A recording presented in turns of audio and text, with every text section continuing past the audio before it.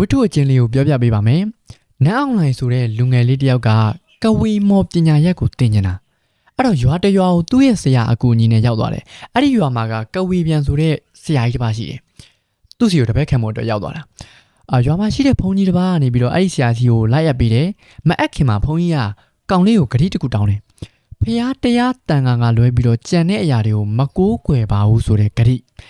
ကဝီဒီပါတွေကိုဘုန်းကြီးကကြိုးသိနေရဆိုတော့အဲ့ဒီဂတိကိုတောင်းလိုက်တာပါ။နန်းအောင်လှိုင်လည်းအဲ့ဒီဂတိကိုပေးလိုက်ပါတယ်။အစမှာတော့အဲ့ဒီဆရာကြီးကသစိမ့်တွေကိုပညာသင်မပေးဘူးလို့ညင်းသေးတယ်။ဒါပေမဲ့နန်းအောင်လှိုင်ရဲ့ဆရာတက်ကအောင်ရဲ့မျက်နှာကြောင့်လက်ခံပေးလိုက်တယ်။ပညာဦးတော့တန်းသင်မပေးဘူး။သူ့အိမ်မှာတနစ်ကျွံခံရမှာ။အဲ့လိုမျိုးလုပ်ပြီးမှပညာကိုပြီးတယ်။အနန်းအောင်လှိုင်ကပါရမီပါတယ်ပဲပြောရမှာပေါ့။ဆရာပေးလိုက်တဲ့ပညာရတိုင်းကိုသူ့အနေနဲ့လွယ်လင်းတကူရတယ်။နောက်ဆုံးမှာသူတို့ကဝေရဲ့မေတော်ကြီးတစ်ပါးကနေပြီးတော့နန်းအောင်လှိုင်ကိုရွေးချယ်သွားတယ်။အဲ့လိုရွေးချယ်တာကလည်းတော်တော်ကိုရှားပါတဲ့ဖြစ်စဉ်တစ်ခုပါ။အဲ့ဒီအခွင့်အရေးကိုနန်းအောင်လှိုင်ရတယ်။အဲ့လိုဖြစ်သွားပြီဆိုရင်အဲ့ဒီ